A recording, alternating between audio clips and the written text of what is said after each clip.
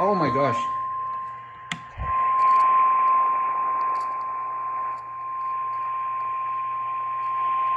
The National Weather Service in Shreveport has issued a severe thunderstorm warning for southwestern Union Parish, eastern Claiborne Parish, and northwestern Louisiana, northern Lincoln Parish, until midnight Central Daylight Time.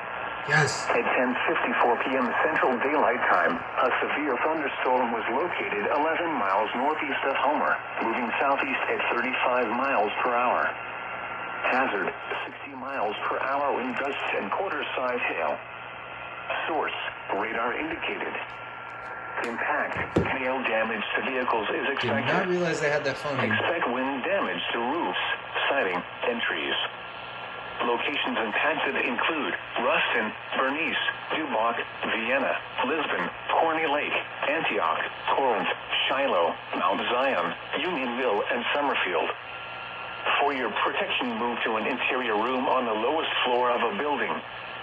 Repeating, a severe thunderstorm warning has been issued until 12 a.m. Central Daylight Time Thursday for the following parishes in Louisiana: Claiborne, Lincoln, and Union.